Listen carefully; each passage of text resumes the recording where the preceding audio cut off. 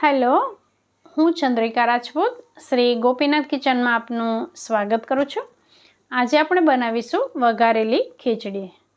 વઘારેલી ખીચડી હું ઘણી બધી અલગ અલગ રીતે બનાવતી હોઉં છું, પણ આજે મેં બનાવી છે લીલી મકાઈ અને ગાજરનો ઉપયોગ કરીને. બહુ જ સરસ બની છે. અત્યારે માર્કેટમાં સરસ લીલી મકાઈ મળે છે ચોમાસાના લીધે, તો તમે પણ જરૂરથી આવી રીતે ખીચડી બનાવજો, તમને ચોક્કસ પસંદ આવશે. આવી ખીચડી બનાવવા માટે 100 ગ્રામ ચોખા અને 100 ગ્રામ દાળ લઈશું. અહીંયા મેં મોગર દાળનો ઉપયોગ કર્યો છે.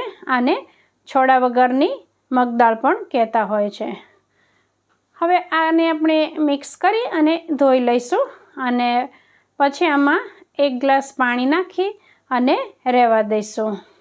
અહીંયા મેં જે ગ્લાસ ભરીને પાણી લીધું છે એ મીડિયમ સાઇઝનો ગ્લાસ છે, બહુ મોટો ગ્લાસ નથી. હવે અહીં આપણે 1 મકાઈનો ડોડો લઈશું, 1 ગાજર લઈશું, 2 મરચાં અને 1 આદુનો ટુકડો લઈશું. આદુ મરચાંની પેસ્ટ બનાવી લઈશું. મકાઈને આપણે આવી રીતે કટ કરી લઈશું. તો એના માટે એના 2 ટુકડા કરી દેવાના, એટલે મકાઈ આવી રીતે સરસ ઊભી રહે અને પછી આપણે ચપ્પુ લઈને આવી રીતે એના દાણા કટ કરી શકીએ. તો આવી રીતે આપણે મકાઈના દાણાને કટ કરવાના છે.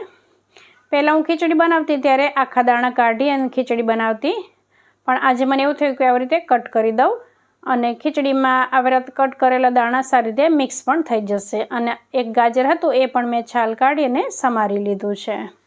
હવે ગેસ ઉપર આપણે કુકર રાખી દઈશું અને કુકરમાં 2 પાવડી તેલ લઈ લઈશું.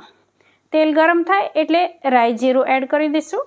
રાઈ ફૂટી જાય પછી એમાં આપણે 2 ચપટી જેટલી હિંગ એડ કરી દઈશું અને ત્યારબાદ આમાં આપણે તજ, લવિંગ અને તમાલપત્ર આ 3 વસ્તુ લીધી છે એ એડ કરી દઈશું. હવે આમાં આપણે સમારેલા ગાજર, મીઠા લીમડાના પાન અને આપણે જે મકાઈના દાણા કટ કરીને રાખ્યા છે એ એડ કરી દઈશું. ત્યારબાદ આમાં આપણે જે આદુ મરચાંની પેસ્ટ બનાવીને રાખી છે એ પણ 1 ચમચી જેટલી લઈ લઈશું.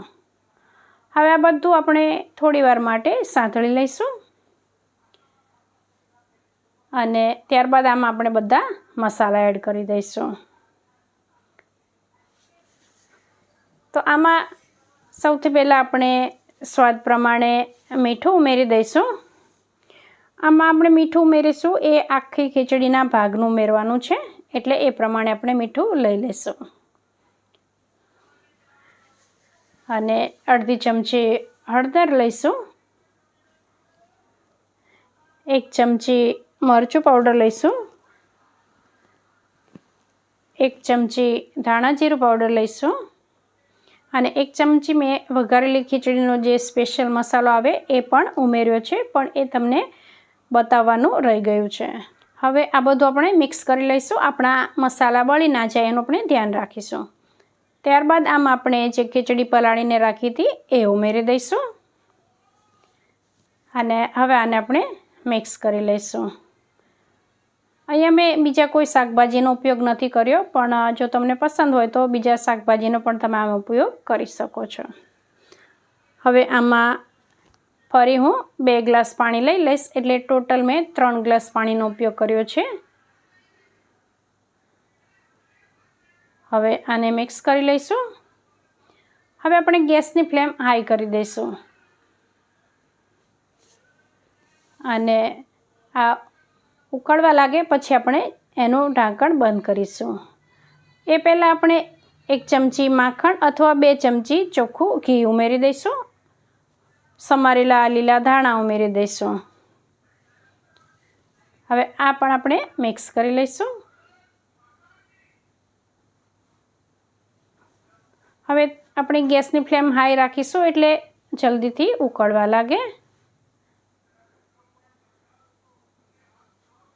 હવે આ ઉકળવા લાગ્યું છે તો આપણે ગેસની ફ્લેમ સ્લો કરી દઈશું અને ઢાંકણ ઢાંકી 12 થી 15 મિનિટ જેટલો સમય માટે આ કુકરને આપણે ગેસ ઉપર રહેવા દઈશું.